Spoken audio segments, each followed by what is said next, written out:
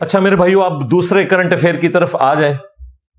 میرے خیال ہے اس ویک میں وہ بھی ایک کافی ہاٹ ٹاپک بنا ہوا ہے، اور وہ ہے ہمارے جو ممدوح ہیں اور محبوب مولانا طارق جمیل صاحب حفظہ اللہ تعالی نے ہیئر ٹرانسپلانٹ کروایا ہے، یعنی مصنوعی بال لگوائے ہیں. لگوائے انہوں نے ہیں اور مصیبت ہمارے لیے پڑ گئی ہے. کسی حد تک یعنی جو لوگ کامنٹس کر رہے ہیں بےچارے وہ جسٹیفائی ہیں، دینی پوائنٹ آف ویو سے نہیں، اخلاقاً. حقیقت بات ہے، جب مجھے ہماری اکیڈمی کے لوگوں نے بتایا کہ جی یہ دیکھیں مولانا طارق جمیل صاحب ڈاکٹر کے پاس بیٹھے ہوئے ہیں اور وہ بال لگوا رہے ہیں، تو میں نے دیکھ کر بھی نا یہ کہا، میں نے کہا یار 70+ ان کی عمر ہے، انہوں نے یہ کام کدھر کرنا ہے؟ ہو سکتا ہے وہ کوئی علاج کروانے گئے ہوں، واقعی انہیں کئی سالوں سے آپ کو پتا ہے ایک سر درد کا مسئلہ تھا، اور پچھلے دنوں انہوں نے بتایا کہ میں نے کچھ نروز جو ہیں وہ کٹ کروائی ہیں تاکہ وہ درد کا احساس مجھے نہ ہو. تو میں نے کہا ہو سکتا ہے اس سلسلے میں کسی ڈاکٹر کے پاس بیٹھے ہوئے ہوں.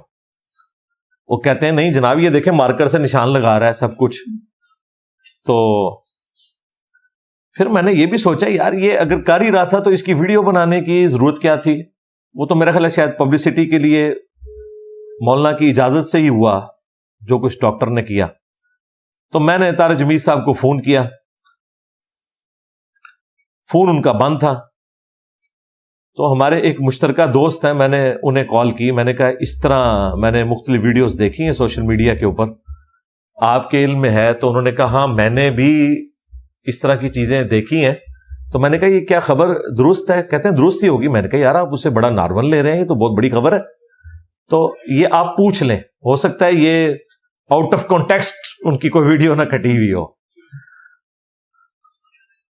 تو وہ کہتے ہیں کہ کچھ دن پہلے وہ میرے گھر آئے تھے، تو میرے پاس ان کا نا دوسرا نمبر ہے، تو میں اس پہ کال کر کے تو پوچھتا ہوں. تھوڑی دیر بعد پھر ان کی کال آ گئی، انہوں نے کہا جی کنفرم ہو گیا کہ واقعی انہوں نے یہ کروایا. تو میں نے کہا آپ نے اسے پوچھا نہیں کہ اس کی ضرورت کیا تھی؟ کہتے ہیں آپ کو پتہ ہے ہماری تو اتنی ضرورت نہیں کہ ہم علماء سے یہ پوچھ سکیں. تو چلیں میری قسمت اچھی ہے یا مولانا کی قسمت اچھی ہے کہ وہ میرا تو فون پہ رابطہ نہیں. میں نے تو ضرور پوچھنا تھا کہ حضرت آپ کو ضرورت کیا ہے. اس کی وجہ یہ ہے کہ ان کے بال کوئی جھڑے ہوئے نہیں ہیں، تھوڑا سا حصہ جو ہے نا بالوں کا یہاں سے جو اس عمر میں جا کے اتنی گنج ہو ہی جاتی ہے. باقی ان کے ماشاءاللہ اچھے خاصے بال ہیں، دائیں طرف بائیں طرف سارا. پھر ایک بندے نے ہر وقت پگڑی پہننی ہے، ٹوپی پہننی ہے، اس سے تو اس سے کوئی غرض ہی نہیں ہے کہ اس کے بال کتنے ہونے چاہیے.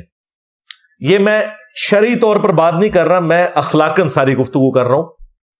چلیں اگر کسی کی کوئی نظر کمزور ہے، آپریشن کروا لیتا ہے، لینس ڈلوا لیتا ہے، کوئی خوبصورت والا لینس بھی ڈال لیتا ہے، ٹھیک ہے ٹھیک ہے، بنیادی ایک نیڈ ہے، اس میں ایک چیز ہے، کوئی اچھا فریم لے لیتا ہے اینک کا.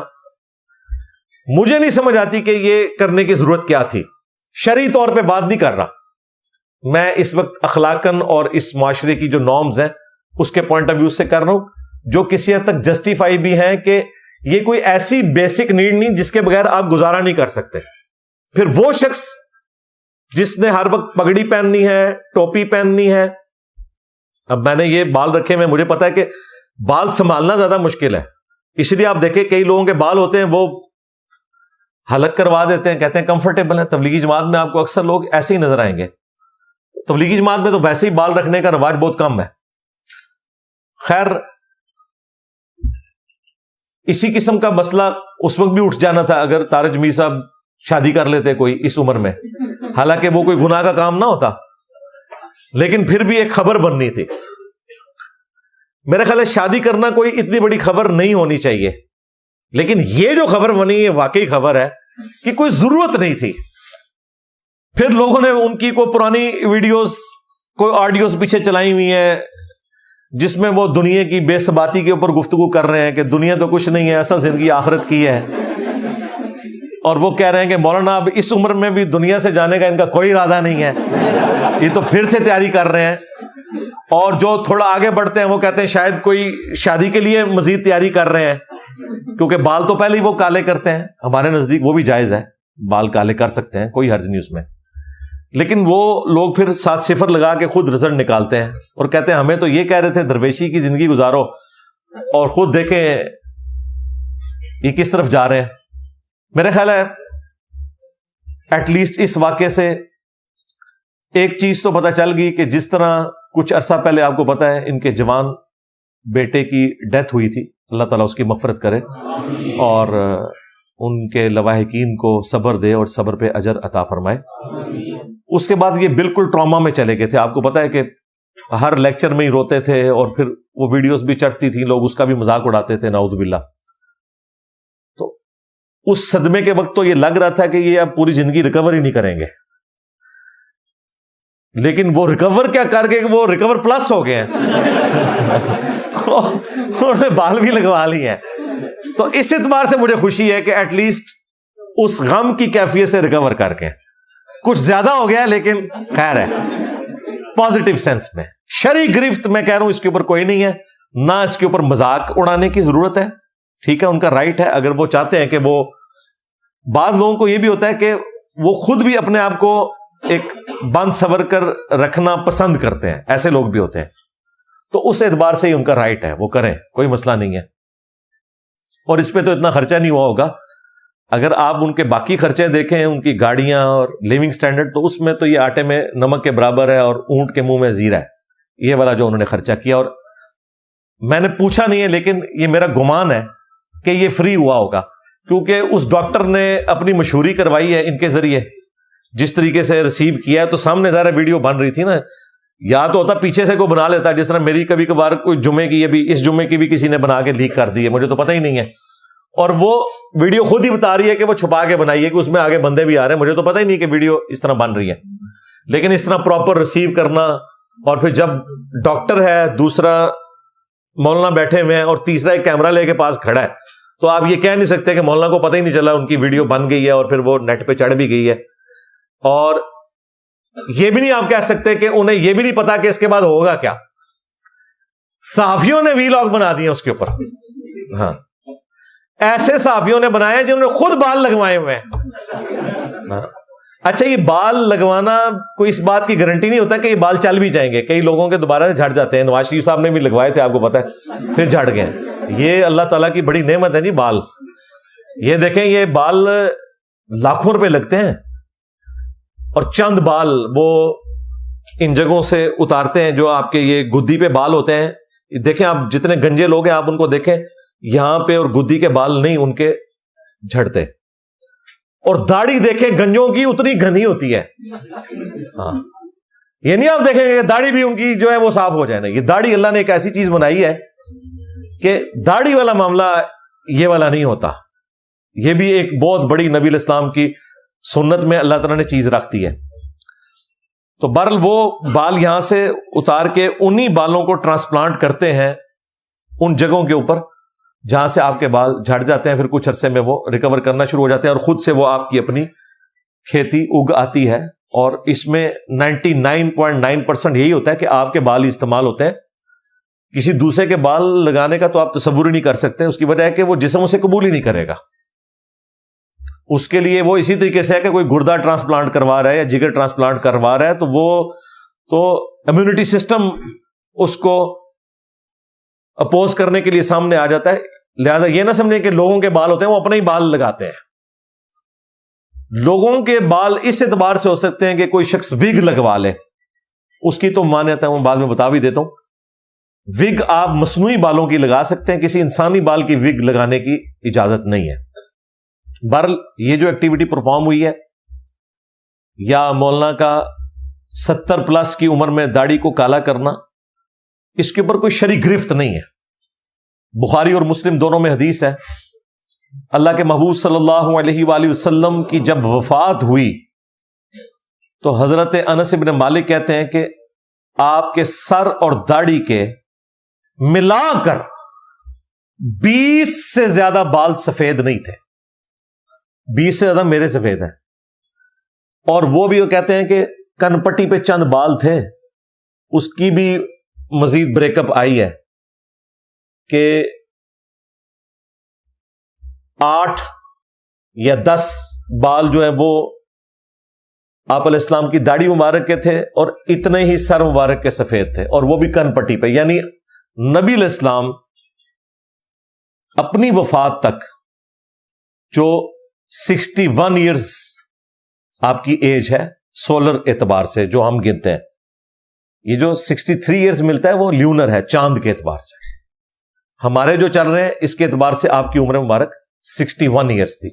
61 ایئرز میں بھی نبی علیہ السلام کی داڑھی اور سر کے بال کالے ہی تھے. یہ معجزہ تھا، اور یہ اس بات کا ثبوت ہے کہ کالے بال خوبصورتی کی علامت ہے. نبی علیہ السلام کو یہ معجزہ حاصل تھا. باقی لوگ اسے اچیو کرنے کے لیے داڑھی کو کالا کر لیتے ہیں. بہتر تو ہے کہ آپ مہندی استعمال کریں، ریڈ کریں. بخاری مسلم میں حدیث ہے، نبی علیہ السلام نے کہا کہ یہود و نصارہ کی مخالفت کرو، وہ داڑیاں رنگتے نہیں، تم داڑیوں کو رنگو. لیکن یہ نبی علیہ السلام کا حکم داڑھی کو رنگنے کا فرض یا واجب کے درجے میں نہیں ہے، صرف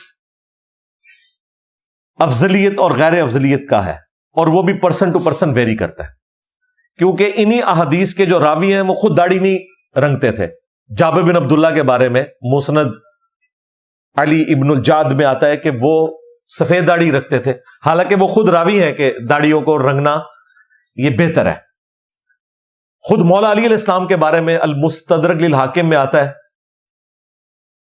ایک تابعی کہتے ہیں کہ میں حضرت علی کے پیچھے جا کے جمعہ پڑھتا تھا، میں نے آپ کو ممبر پر بارہا دیکھا ہے، آپ کی داڑھی اور سر کے بال سفید تھے. اب مولا علی نے پوری زندگی اپنی داڑھی کالی نہیں کی، سفید ہی رکھی ہے. آپ کی شہادت 64 ایئرز کی ایج میں آلموسٹ ہوئی ہے، اور آپ کی داڑھی اور سر کے بال سفید ہو چکے ہوئے تھے. اسی لیے میں نے کچھ عرصہ پہلے ویڈیو ریکارڈ کروائی تھی کہ میں بھی داڑھی کو کالا نہیں کروں گا، سیدنا علی کی سنت پہ عمل کرتے ہوئے. لیکن اگر کوئی کالا کرنا چاہے تو وہ سیدنا حسین کی سنت ہے. صحیح بخاری میں موجود ہے، سیدنا حسین ابن علی کا سر مبارک جب کاٹ کر عبید اللہ ابن زیاد کے سامنے رکھا گیا، گورنر یزید کے سامنے، اللہ کی لعنت، اللہ کے فرشتوں کی لعنت، تمام لعنت کرنے والوں کی لعنت جنہوں نے اہل البیت کے ساتھ ظلم کیا، تو اس میں بخاری میں الفاظ ہیں کہ ان کے سر اور داڑھی کے بال وسما کی بوٹی سے رنگے ہوئے تھے. وسما وہ بوٹی تھی جو کالا کرنے کے لیے یوز ہوتی تھی، جس طرح آج کل آپ کے پاس مختلف کیمیکلز ہیں. اس زمانے میں تو کیمیکلز نہیں ہوتے تھے، بوٹیاں. سرخ کرنے کے لیے مہندی استعمال ہوتی تھی، اور کالا کرنے کے لیے وسما کی بوٹی. تو حسین ابن علی اپنی داڑھی کالی کرتے تھے کتنی عمر میں؟ اس وقت ان کی عمر 58 سال تھی، 58 ایئرز، جب آپ علیہ السلام کی شہادت ہوئی ہے. اس کا مطلب ہے اس عمر تک آپ داڑھی کو کالا کر سکتے ہیں. اس کے علاوہ بھی کئی حساب سے ثابت ہے، میں نے اس کے اوپر الگ سے ویڈیو ریکارڈ کروائی ہے، وہ پھر ٹاپک اس طرف چل پڑے گا، صرف یہاں ضمناً ذکر کرنا مقصود تھا. البتہ مسلم شریف میں جو ایک حدیث ہے نا کہ حضرت ابوبکر صدیق کے جب والد فتح مکہ کے موقع پر مسلمان ہوئے، نبی علیہ السلام کی خدمت میں انہیں پیش کیا گیا ابو قحافہ کو، تو ان کی داڑھی بھی سفید تھی، سر کے بال بھی سفیدی سے چمک رہے تھے.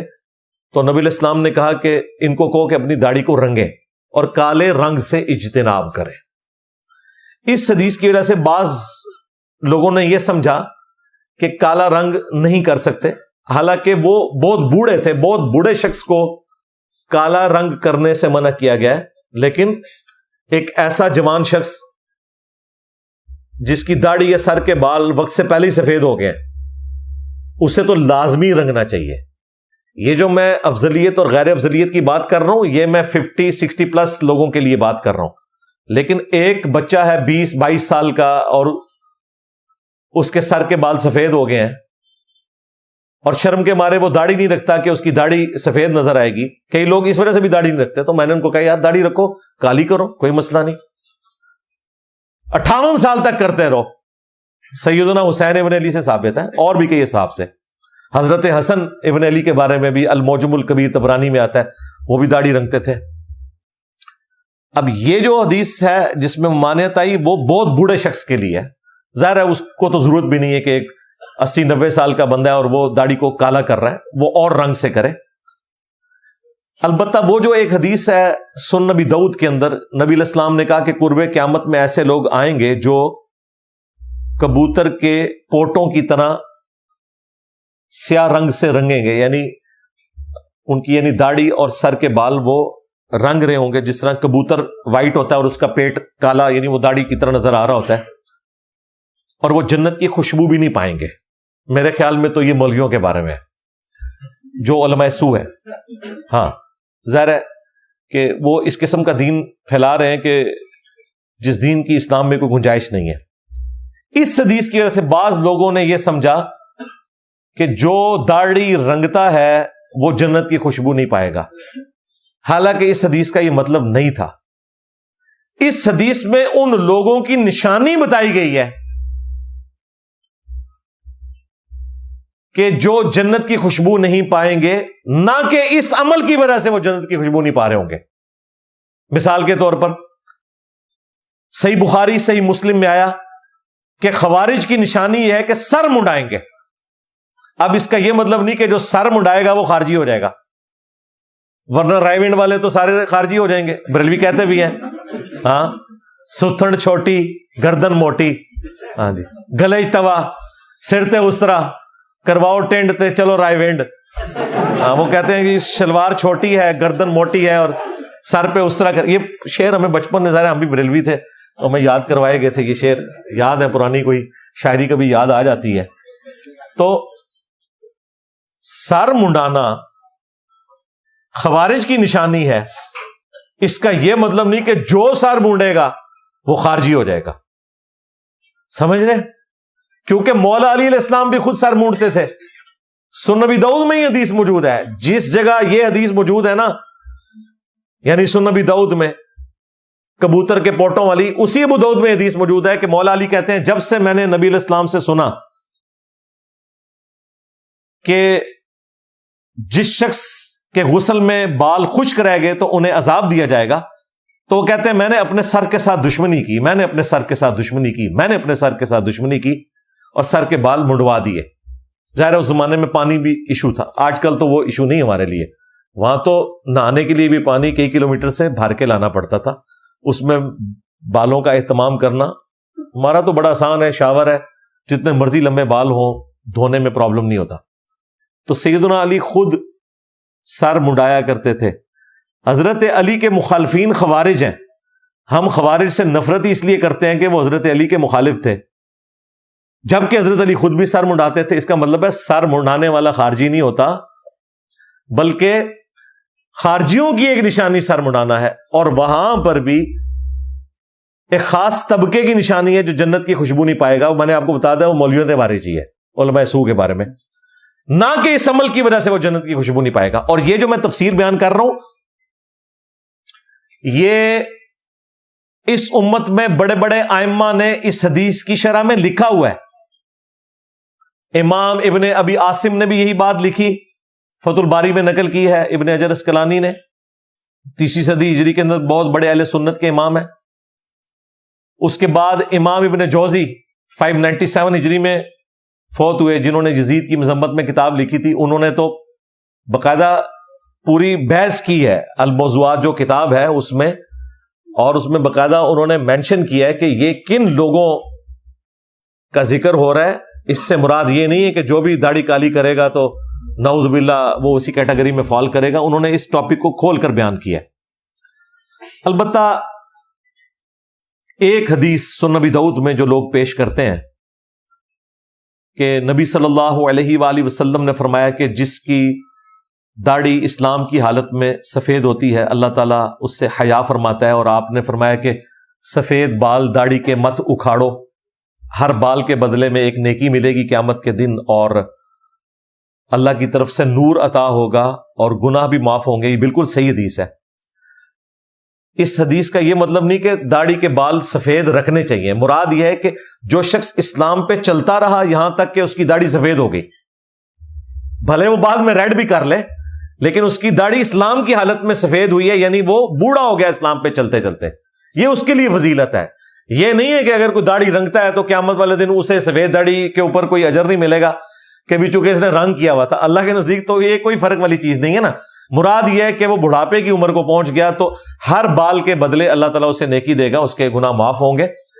سر اور داڑھی دونوں کے بال لاکھوں میں نیکیاں، بشرطے کہ کوئی دین پہ چلتے ہوئے اس لیول تک پہنچ جائے. اب سورۃ النساء کی ایک آیت ہے جس کے کانٹیکسٹ میں بعض لوگوں کو مغالطہ لگتا ہے کہ سر پہ ہیئر ٹرانسپلانٹ کروانا یا ویگ رکھ لینا یا دانت سیدھے کرنے کے لیے بریسز لگوانا یا کسی کا دانت ٹوٹ گیا اور وہ سونے کا دانت لگوا لے، تو لوگ یہ سمجھتے ہیں کہ یہ تمام چیزیں جو ہیں وہ نیچر کو بدل رہی ہیں. اسی طریقے سے پلاسٹک سرجری بعض اوقات ضروری ہو جاتی ہے.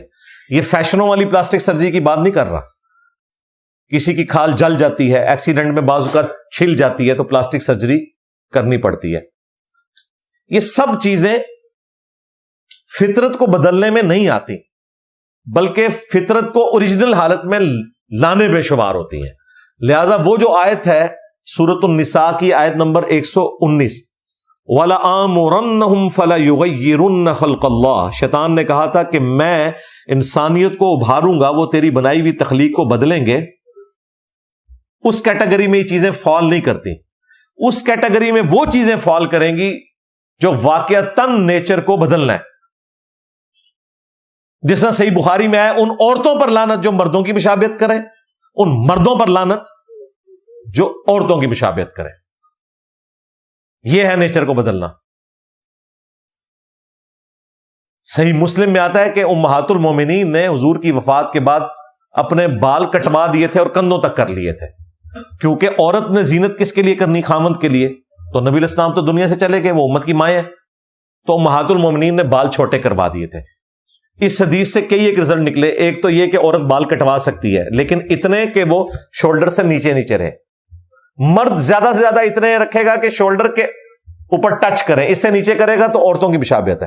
عورتیں اس سے کم کریں گی تو مردوں کی مشابہت ہو جائے گی.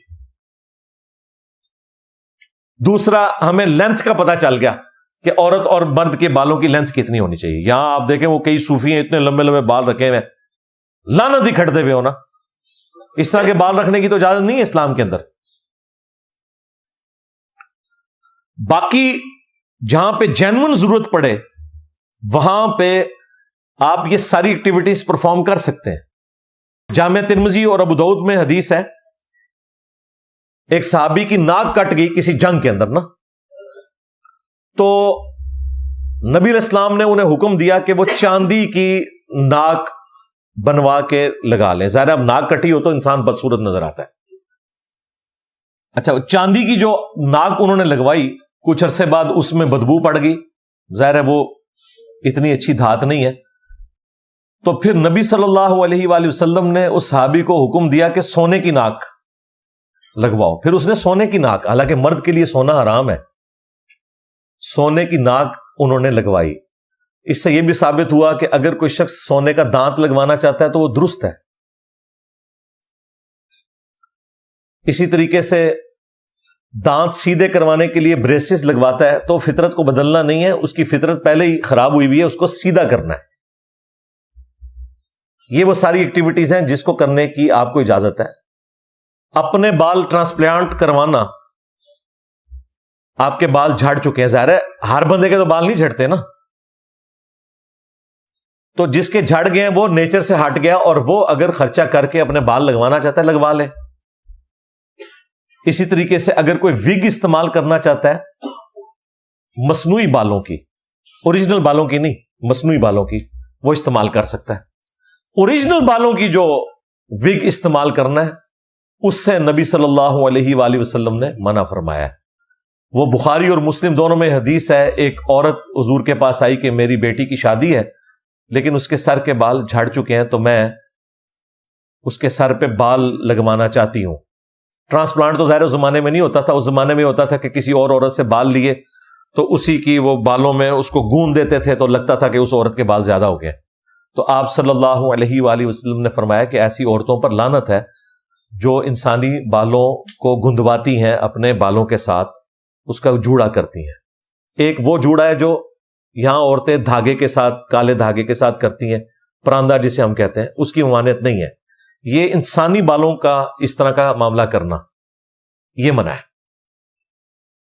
حتیٰ کہ بخاری اور مسلم میں ایک اور حدیث ہے، حضرت معاویہ رضی اللہ تعالیٰ عنہ اپنے دور ملوکیت میں مدینہ شریف آئے حج کے موقع پر. تو ظاہر اس وقت وہ حکمران تھے، انہوں نے ایک اتنی لمبی چٹیا پکڑی ہوئی تھی انسانی بالوں کی، اور انہوں نے مسجد نبوی میں خطبہ دیا کہ تمہارے علماء کدھر چلے گئے ہیں؟ تمہیں نہیں سمجھاتے کہ اللہ کے نبی صلی اللہ علیہ وآلہ وسلم نے انسانی بالوں کی چٹیا کرنے سے منع فرمایا، اور آپ صلی اللہ علیہ وآلہ وسلم نے فرمایا تھا کہ بنی اسرائیل پر عذاب ہی اس وجہ سے سٹارٹ ہوا کہ ان کی عورتوں نے یہ کام کرنا شروع کر دیا تھا. یعنی وہ خام خواہ کی ایک مصنوعی زینت بنانی شروع کر دی تھی، دنیا پرستی میں پڑ گئے، اور اس کی وجہ سے آہستہ آہستہ وہ مردوں کو اٹریکٹ کرنے کے لیے، نامحرم مردوں کو اٹریکٹ کرنے کے لیے اپنی اس زینت کے ساتھ، بالوں کے ساتھ، تو الٹیمیٹلی وہ عذاب میں مبتلا ہو گئے. تو یہ احادیث اس بات پر گواہ ہیں کہ یہ آپ کام نہیں کر سکتے. انسانی بالوں والا اپنے ہوں بال وہ آپ کر سکتے ہیں، کسی دوسرے انسان کے نہیں لگا سکتے، وہ معاملہ بالکل ڈیفرنٹ ہو جائے گا. اگر کسی شخص نے ہیئر ٹرانسپلانٹ کے ذریعے بال لگوائے ہیں نا، یا وگ استعمال کرتا ہے، اگر تو وگ وہ پرماننٹلی اٹیچ ہے، جس طرح وہ پرماننٹلی اٹیچ ہی ہوتی ہے، ایک بار وہ پیسٹ لگا دیتے ہیں، اس کے بعد کچھ عرصے بعد ہی آپ اسے اتارتے ہیں، تو ہر غسل میں اتارنے کی ضرورت نہیں، سوائے ان کے کہ جو آسانی سے اتر آتی ہیں بغیر پیسٹ کے، ان کو تو آپ کوشش کریں کہ غسل میں اتار لیں، ادروائز اتارنے کی ضرورت نہیں ہے. خواہ آپ نے ٹرانسپلانٹ کیا ہوا ہے یا وگ ہے، اسی کے اوپر سے غسل اور وضو والا معاملہ آپ کا ہو جائے گا، وہ اب آپ کے جسم کے حصے کے طور پر ہے، لہذا اس اعتبار سے کسی نے کوئی ٹینشن نہیں لینی. یہ اس کے ساتھ جڑی ہوئی چیز تھی، اس لیے میں نے اسے بیان کر دیا. لہذا وہ جو آیت ہے وَلَآمُرَنَّهُمْ فَلَا يُغَيِّرُنَّ خَلْقَ اللَّهِ، میں انسانیت کو ابھاروں گا، شیطان نے کہا کہ وہ تیری تخلیق کو بدلیں گے. تو یہ وہ والی تخلیق بدلنا ہے جو اوریجنل تخلیق کو بدل دیا جائے، لیکن اگر آپ کسی فطرت کو کریکٹ کر رہے ہیں اس میں یہ چیز نہیں آتی. اب اوریجنل کون سی آپ بدل رہے ہیں؟ وہ مشہور حدیث ہے بخاری مسلم میں، عبداللہ ابن مسعود نے کہا کہ اللہ تعالیٰ نے لعنت فرمائی ہے اور اس کے رسول نے ایسی عورتوں پر جو ٹیٹو بنواتی ہیں، گندواتی ہیں، اور خوبصورت دکھنے کے لیے دانتوں میں گیپ بنواتی ہیں. چند لوگوں کا ہوتا ہے، زیادہ تر کا تو نہیں یہ گیپ ہوتا، تو گیپ بنانا یہ کوئی نیچر نہیں ہے، ورنہ تو سب کا ہی ہوتا. اور اپنے چہرے کے بال اکھاڑتی ہیں، یعنی یہ آئی بروز. ویسے عورت کی اگر داڑھی نکل آئے تو وہ تو اس نے اکھاڑنی ہے، کیونکہ اس نے مردوں سے مشابہت نہیں کرنی. اگر اس طرح کا کوئی معاملہ ہو جائے وہ اپنا ٹریٹمنٹ کروائے گی. لیکن یہ والے بال خام خواہ ان کو ہر وقت چھیڑتے رہنا، اور پھر عورتیں بہانے کرتی ہیں، نہیں جی ہمارے تو وہ فطرت سے ہٹے ہوئے، ہم سیٹ کرتے ہیں، سارا نہیں اٹکے نے. نہیں، یہ ایک صرف فیشن بنایا ہوا ہے انہوں نے. کوئی لاکھوں میں ایک کیس ہو سکتا ہے، لیکن اس کے لیے پہلے ڈیٹا اکٹھا کر کے آپ کو وہ پورے سائزز سائنٹیفکلی بتانے ہوں گے کہ اس سائز کا ہو تو اس کے بعد وہ کر سکتا ہے. اس طرح کی ایکٹیویٹی تب پرفارم کی جائے اگر کسی نے کرنی ہے. ابن مسعود کی یہ حدیث ایک عورت نے اس زمانے میں سنی، اور وہ آ گئی حضرت ابن مسعود کے پاس، اور اس نے کہا کہ حضرت آپ یہ کہتے ہیں کہ اللہ تعالیٰ نے قرآن میں لعنت فرمائی ہے ایسی عورتوں پر جو ٹیٹو بنوائیں اور دانتوں میں گیپ بنوائیں. ٹیٹو اگر کسی نے زمانے جاہلیت میں بنوا لیے تھے تو اب اس پہ تیزاب ڈال کے اسے صاف کرنے کی ضرورت نہیں ہے، بس توبہ کر لی کافی ہے، اس کے اوپر کوئی گرپ اللہ تعالیٰ کی طرف سے نہیں ہوگی. اور یہ چہرے کے بال اکھیڑیں، تو میں نے تو پورا قرآن پڑھا ہے، مجھے تو قرآن میں کوئی ایسی آیت نظر نہیں آئی. اب وہ تو دعویٰ بھی کر سکتی تھی، یا تو وہ صحابیہ تھی، یا کسی صحابی کی بیوی ہوگی، یا کسی تابعی کی بیوی ہوگی، بس اس سے نیچے تو نہیں ہوگا. تو ابن مسعود نے کہا کہ کیا تم نے قرآن میں نہیں پڑھا وما آتاکم الرسول فخذوہ، جو رسول اللہ تمہیں دیں اسے لے لو، جس سے منع فرمائے اس سے رک جاؤ. تو میں نے خود نبی علیہ السلام سے سنا تھا کہ ایسی عورتوں پر لعنت ہے، لہٰذا رسول اللہ کا فرمانا گویا ایسا ہی ہے جیسا کہ اللہ تعالیٰ نے فرمایا، کیونکہ اللہ ہی نے ہمیں کہا. حالانکہ یہ آیت مال غنیمت کے بارے میں تھی، لیکن ابن مسعود نے اسے ایکسٹراپولیٹ کیا اس لعنت کے اوپر بھی جو نبی علیہ السلام نے ایسی عورتوں پر فرمائی تھی. اس سے پتا چلا کہ صحابہ کرام حدیث کے ذریعے قرآن حکیم کی آیات کو ایکسٹراپولیٹ کر لیتے تھے. یہ جائز ہے. پھر اس عورت نے اگلی بات کی کہ ہم نے تو سنا ہے کہ آپ کی بیوی بھی یہی کام کرتی ہے. کوئی کلپ کاٹ لیا ہوگا کسی دیوبندی بریلوی نے اس ٹائم. آپ یہ بات کریں کہیں گے دیکھیں انجینئر صاحب نے ہمارا مذاق اڑایا, ہم تو اس وقت ہے نہیں تھے.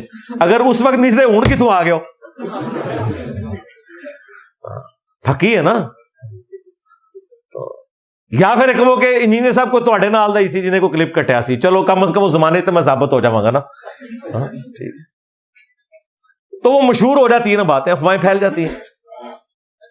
تو ابن مسعود نے کہا کہ اندر جاؤ میری بیوی کو دیکھ لو. وہ اندر گئی تو شرمندہ ہو کے باہر آئی عورت. اس نے کہا کہ آپ کی بیوی میں تو ایسی کوئی بات نہیں ہے, یہ تو کلپ ہی آپ کا کاٹا ہوا تھا. تو ابن مسعود نے پھر ایک جملہ بولا, انہوں نے کہا کہ اگر میری بیوی یہ کچھ کرتی ہوتی تو ابن مسعود کی بیوی نہ ہوتی, کہ رسول اللہ کی نافرمان ہو اور وہ میری بیوی ہو, یہ ہو ہی نہیں سکتا. تو اس حدیث میں آپ کو پتا چل گیا کہ اس طرح کا جو بگاڑ کرنا ہے نا وہ تو منع ہے. لیکن کچھ بگاڑ ایسے ہیں جو اللہ تعالیٰ نے ہمیں حکم فرمایا کہ وہ آپ نے کرنے ہیں, اور ان بگاڑ کو کرنا یا قدرت کی طرف سے ہوئی چیزوں کو سنوارنا وہ فطرت ہے. بخاری مسلم دونوں میں حدیث ہے کہ 5 چیزیں فطرت میں سے ہیں. نمبر 1 ختنہ کروانا. ختنہ اللہ نے نہیں کیا ہوتا, مخلوق کرتی ہے, اللہ کی بنائی ہوئی خلقت کو بدلتی ہے, لیکن یہاں بدلنا خود فطرت ہے. دوسری چیز فرمایا ناخن کاٹنا. تیسرا بغلوں کے بال صاف کرنا.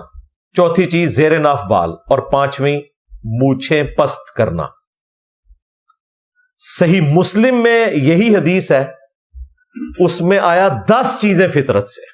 ان میں داڑھی بڑھانا بھی ہے, مسواک کرنا یعنی دانتوں کو صاف کرنا, ناک صاف کرنا. 5 چیزیں تو یہی ہیں, اس کے علاوہ بھی ہیں. پانی کے ساتھ استنجا کرنا. اس زمانے میں یہ بھی بڑی بات تھی کیونکہ عموماً استنجا مٹی سے ہوتا تھا, پانی تو بھر کے لانا پڑتا تھا. ہم تو بڑے خوش نصیب ہیں, ہمارے پاس پانی اویلیبل ہے. اور مسلم شریف میں ہی ایک اور حدیث ہے کہ نبی علیہ السلام نے غیر ضروری بالوں کے لیے, ناخن کاٹنے کے لیے 40 دن کی مدت مقرر فرمائی ہے کہ 40 دن کے اندر آپ نے ایک دفعہ یہ کام ضرور کرنا ہے. ویسے تو ہر ویک کر لیں ٹھیک ہے, لیکن لیٹ سے لیٹ بھی 40 دن. اس میں کوئی سائز کا نہیں ہے کہ اتنے بال ہو جائیں یا اتنے ناخن. 40 دن کی مدت مقرر فرمائی ہے. 40 دن کے اندر آپ نے ایک دفعہ اپنے ناخن کاٹنے ہیں, مونچھیں پست کر لینی ہے, بال غیر ضروری جو ہیں یہ صاف کرنے ہیں. اس کو نبی صلی اللہ علیہ وآلہ وسلم نے مشروع فرمایا. اب یہاں پر اس چیز کو بیلنس کرنے کے لیے ایک اور ٹاپک ضروری ہے, میں اس کے ساتھ ہی ذکر کر دیتا ہوں. سنن نبی داؤد میں اور مسند احمد میں ایک حدیث ہے, نبی صلی اللہ علیہ وآلہ وسلم کی خدمت میں ایک شخص آیا جس کے بال بکھرے ہوئے تھے. تو آپ نے فرمایا اسے کوئی ایسی چیز نہیں ملی کہ یہ اپنے بال سنوار لیتا. یعنی اس چیز کو شریعت نے ناپسند کیا ہے کہ کوئی شخص جو ہے وہ اپنے بال کو بکھرا ہوا رکھے, جس طرح یہ آپ کے صوفی مرزوب نظر آتے ہیں, نانگے پیر. پھر ایک اور شخص آیا جس کے کپڑے میلے تھے. آپ نے فرمایا اسے کوئی ایسی چیز نہیں ملی کہ کپڑے دھو کر پہنتا. یعنی آپ علیہ السلام اس چیز کو ناپسند کرتے ہیں کہ کوئی شخص بکھرے بالوں کے ساتھ اور گندے کپڑوں کے ساتھ پھرے, بلکہ صفائی کا اہتمام کیا جائے. اسی کو سپورٹیو ایک اور حدیث ہے سنن نبی داؤد میں اور مسند احمد میں. آپ صلی اللہ علیہ وآلہ وسلم کے پاس ایک شخص آیا جس کی حالت بتا رہی تھی کہ بیچارہ بہت غریب ہے. آپ نے پوچھا تیرے پاس کتنے اونٹ ہیں؟ اس نے بتایا جی اتنے اونٹ. بکریاں بھی بے شمار. گائے؟ اس نے کہا اتنی. غلام تھے اس کے اپنے. آپ نے فرمایا تیری حالت تو نہیں بتا رہی, اگر اللہ نے تجھے اتنی نعمتیں دی ہیں تو ان نعمتوں کا اثر تیرے اوپر نظر بھی آنا چاہیے. گگڑا بن کے تو نا پھر. تو اس چیز کو پسند فرمایا گیا کہ اللہ تعالیٰ کی نعمتوں کا اثر آپ کے اوپر نظر آئے. ایک اور حدیث ہے جامعہ ترمذی میں, نبی صلی اللہ علیہ وآلہ وسلم نے فرمایا کہ اللہ تعالیٰ جب کسی کو نعمتوں سے نوازتا ہے تو اس چیز کو پسند فرماتا ہے کہ ان نعمتوں کا اثر اس کے اوپر نظر آئے. فضول خرچی نہ ہو، لیکن اس طرح بھی جان بوجھ کے ایکٹنگ کرنا کہ اپنے آپ کو غریب شو کرنا، یہ بھی ناپسندیدہ ہے. سادگی ایک الگ سے چیز ہے. وہ بھی حدیث ہے جامعہ ترمذی میں ہی کہ جو شخص استطاعت کے باوجود مہنگا لباس دنیا میں ترک کر دے گا تو اللہ تعالیٰ قیامت کے دن اسے جنتی حلہ پہنائے گا کہ اس شخص نے دنیا میں بہت مہنگا لباس جو یہ پہن سکتا تھا میری وجہ سے ترک کیا. مہنگا لباس ترک کرنا یہ پسندیدہ ہے، لیکن گندے کپڑے پہننا یا اتنا تھرڈ کلاس لباس پہننا کہ لوگوں کو لگے کہ یہ پتہ نہیں اللہ تعالیٰ نے اس کے اوپر کون سا عذاب نازل کیا ہوا ہے، تو پھر اللہ کو تو غصہ صحیح آنا نا کہ میں نہ کچھ دیتا ہے اور انہیں اپنی حالتیں بنائی ہے. یا تو سب کچھ اللہ کو دے دینا اور واقعی فقر کی زندگی میں آ جائے، پھر تو سمجھ آتی ہے. خود جوڑا ہوا ہے اور اپنی حالت یہ بنائی ہوئی ہے، وہ چیز اللہ تعالیٰ کو پسند نہیں ہے. لیکن دوسری طرف یہ بھی یاد رکھیے گا، ابو داؤد میں ایک حدیث ہے، دنیا میں جس نے شہرت کا لباس پہنا قیامت کے دن اللہ تعالیٰ اسے ذلت کا لباس پہنائے گا. ہاں یہ بھی ہے، جان بوجھ کے ایسا لباس پہننا کہ آپ لوگوں میں نمایاں نظر آئیں.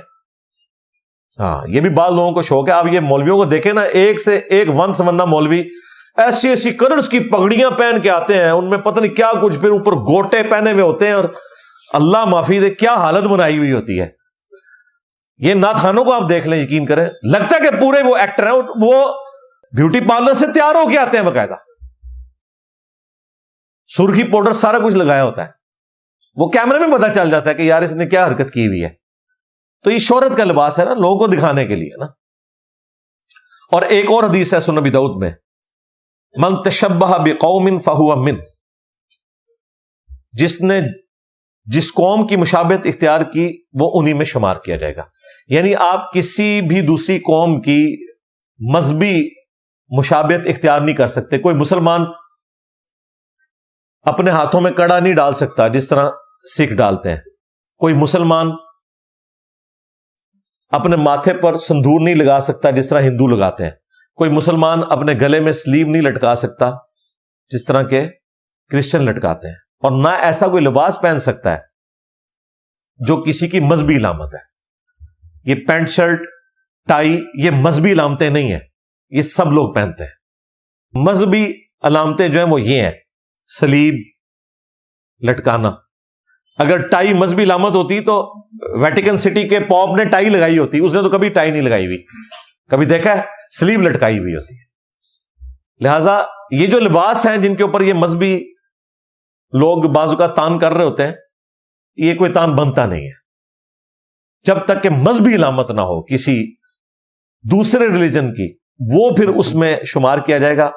عام حالت میں آپ کسی کے اوپر اس اعتبار سے فتویٰ نہیں لگا سکتے. صحیح مسلم میں ایک بڑی زبردست حدیث ہے، نبی صلی اللہ علیہ وآلہ وسلم نے فرمایا کہ جس کے دل میں رائی کے دانے کے برابر بھی تکبر ہوا وہ جنت میں نہیں جائے گا. تو صحابہ کرام نے عرض کیا یا رسول اللہ، بعض اوقات ہماری خواہش ہوتی ہے کہ ہمارے کپڑے اچھے ہوں، جوتیاں اچھی ہوں، ہم ذرا زینت اختیار کریں، کیا یہ بھی تکبر ہے؟ تو آپ نے فرمایا یہ تکبر نہیں ہے، اللہ بھی خوبصورت ہے اور خوبصورتی کو پسند فرماتا ہے. تکبر یہ نہیں کہ تم اچھا لباس پہنو یا اچھی جوتیاں پہنو، بلکہ تکبر یہ ہے کہ تم حق بات سے اناد کرو اور دوسرے لوگوں کو حقیر سمجھو. یعنی ایک شخص کو پتا چلا قرآن میں لکھا ہے ایاک نعبد و ایاک نستعین، اب وہ کہہ کہ نہیں جی سلطان بہو نے کہا تھا سن فڑیات پیران دیا پیرا. نہ، قرآن پڑھ لیا، اب تکبر نہیں کرنا، قرآن کی بات ماننی ہے. اگر آپ قرآن کو چھوڑ کے کسی بابے کے پیچھے چلیں گے آپ نے تکبر کیا قرآن سے. دوسروں کو حقیر سمجھنا یہ ہے کہ کوئی شخص اچھا لباس پہنے، اچھی جوتیاں پہنے، اس کی وجہ سے کسی غریب سے نفرت کرے. یہ چیز نہیں ہونی چاہیے.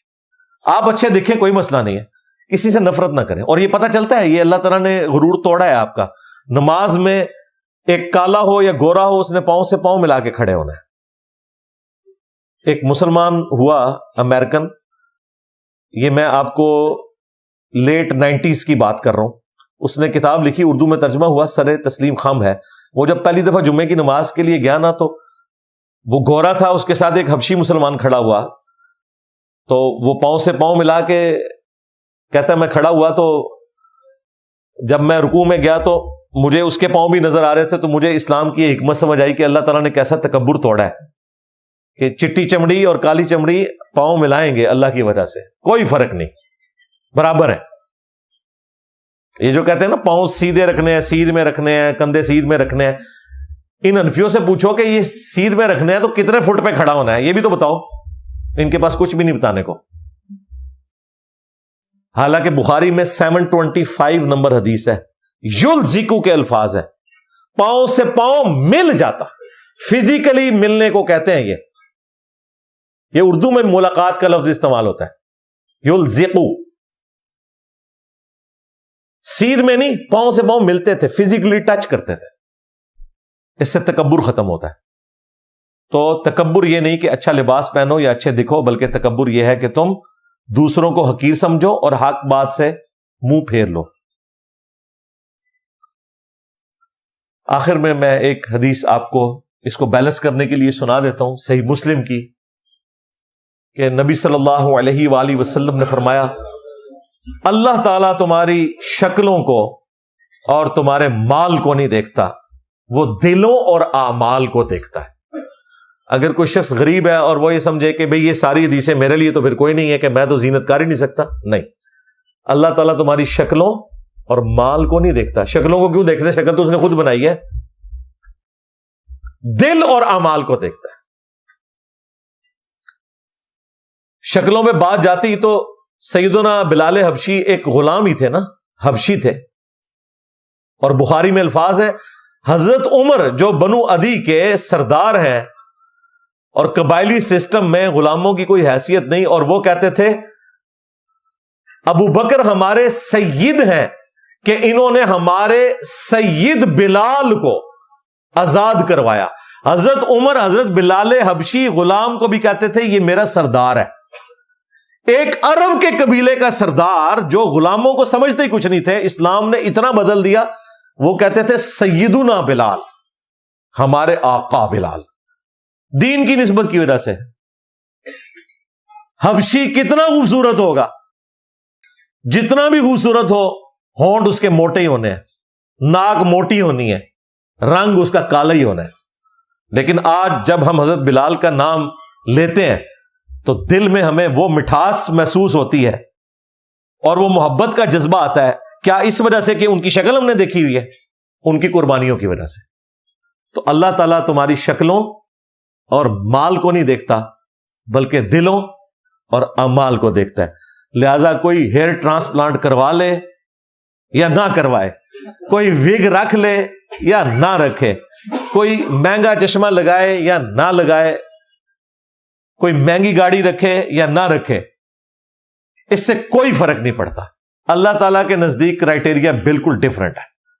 اگر کسی کے دماغ میں یہ آتا ہے کہ میں اس طرح بن ٹھن کے جس طرح دنیا کو دھوکہ دے رہا ہوں آخرت میں اللہ کو دے لوں گا، تو ایسا نہیں ہوگا۔ اور یہ میں بات جنرل کر رہا ہوں، مولانا طارق جمیل صاحب کے حوالے سے نہیں کر رہا۔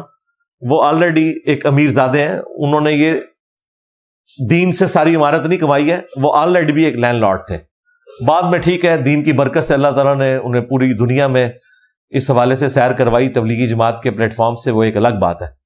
بہرحال ان شارٹ یہ ہے کہ مولانا کا مزہ کرکرا نہ کریں، اگر انہیں بال لگوا لیے ہیں تو آپ ان کو مبارکباد پیش کریں، ہم بھی انہیں مبارکباد ہی پیش کرتے ہیں، اور اس کے بعد ہم انہیں کہیں گے کہ اگر آپ نے کوئی شادی بھی کرنی ہے تو کریں، انشاءاللہ تعالی ہم اس کی بھی مبارک آپ کو پیش کریں گے انشاءاللہ تعالی۔ کوئی اس کا مذاق نہیں اڑایا جائے گا۔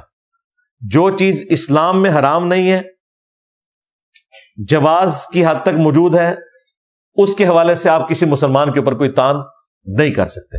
لہٰذا میں ان تمام لوگوں کو جنہوں نے نیگیٹو کامنٹس کیے، یا ان صحافیوں کو جنہوں نے اس چیز کو بنیاد بنا کے ان کے اوپر پھپتیاں کسی، انہیں سمجھاؤں گا کہ آپ یہ والی حرکت نہ کریں کہ آپ ایک وہ چیز جو اسلام میں حرام نہیں ہے اس اعتبار سے کسی کا مذاق اڑانا شروع کر دیں۔ باقی جس حوالے سے لوگ بات کرتے ہیں وہ بات اپنی جگہ بالکل درست ہے کہ جب کوئی شخص پوری زندگی فقر کا درس دے رہا ہے تو اس کی زندگی میں بھی وہ والی درویشی نظر آنی چاہیے. لوگ ایکسپیکٹ کرتے ہیں, سیدھی سی بات ہے, اور ان چیزوں کا خیال رکھنا ضروری ہوتا ہے. یہ نہ سمجھے میرا کوئی ذاتی موقف ہے. بخاری مسلم میں حدیث ہے, نبی صلی اللہ علیہ وآلہ وسلم اعتکاف بیٹھے ہوئے تھے, آپ کی بیویاں آپ کو اعتکاف کی حالت میں ملنے کے لیے آئیں. کچھ تو ساتھ ہی اعتکاف بیٹھی تھی, کچھ رات کے اندھیرے میں ملنے کے لیے آئیں. تو باقیوں کو تو حضور نے رخصت کیا, لیکن حضرت صفیہ کا گھر تھوڑا دور تھا. آپ نے کہا صفیہ تم رک جاؤ, تمہیں میں خود چھوڑنے جاؤں گا. جب آپ وہاں سے نکلے تو راستے میں آپ نے کچھ انصاری اصحاب کو دیکھا, تو وہ حضور کو دیکھ کے نا تیزی سے گزر گئے. آپ وہیں رکے, آپ نے ان کو بلایا. تو وہ جب پاس آئے تو آپ نے فرمایا یہ رات کے اندھیرے میں جو عورت میرے ساتھ ہے نا, اب اسٹریٹ لائٹ کوئی نہیں ہے, یہ ذہن میں رکھیے گا, نہ کوئی روشنی ہے, یہ میری بیوی ہے, میں اسے چھوڑنے کے لیے جا رہا ہوں. تو انہوں نے کہا یا رسول اللہ ہم آپ کے بارے میں گمان تو کر ہی نہیں سکتے کہ آپ کسی نامحرم عورت کے ساتھ ہوں گے رات کے اس اندھیرے میں. تو آپ نے فرمایا بے شک شیطان انسان کے جسم میں خون کی طرح دوڑتا ہے, وہ تمہیں یہ وسوسہ دلا سکتا تھا, لیکن نبی الاسلام نے اپنی پوزیشن خود کلیئر کر دی پہلے. حالانکہ آپ نہ بھی کرتے کوئی فرق نہیں پڑنا تھا, لیکن ان کا بیڑا غرق ہو جانا تھا اگر وہ بدگمانی کرتے. نبی کے بارے میں کرتے تو ایمان سے ہی جاتے. نبی الاسلام کو خطرہ ہوا کہ میرے اس ظاہری عمل کی وجہ سے, جس میں میں نے کوئی غلط کام نہیں کیا, کسی کے دماغ میں کوئی ایسی بات نہ آ جائے اور میرے بارے میں ایسا گمان کر کے اپنی آخرت نہ برباد کر بیٹھے. کلیریفائی کر دیا. لیکن یہاں آپ کو مولوی جمعوں کے خطبوں میں یہ تو کہتے ہوئے سنائی دیں گے کہ حضرت عمر سے جمعے کے خطبے میں حضرت سلمان فارسی نے پوچھ لیا تھا کہ تمہارا یہ لباس کیسے سلا, مال غنیمت میں تو ہر شخص کو ایک چادر ملی تھی, تمہارا تو قد لمبا ہے. تو انہوں نے کہا میرا بیٹا جواب دے گا. عبداللہ ابن عمر نے کہا کہ میں نے اپنے حصے کی چادر دی تھی. یہ جس ممبر سے آپ کو مولوی بیان کر رہا ہوتا ہے نا, جیسے یہ واقعہ مکمل کرے آپ نے وہیں کھڑے ہونا ہے, کہنا جی میں بھی سلمان فارسی کی سنت پہ عمل کر رہا ہوں, اور تو بھی حضرت عمر علی سنت پہ عمل کر. ہاں 10 تو 5 سال پہلے سائیکل تے آیا ہے, تنخواہ تیری 30,000 ہے, خرچہ تیرا روزانہ کا 30,000 ہے, تو نے گاڑی رکھی ہوئی ہے, تو یہ بتا اللہ کا اتنا فضل کہاں سے ہے تیرے پہ؟ چندے سے کھا رہا ہے ظاہر ہے, اور کہاں سے کھا رہا ہے؟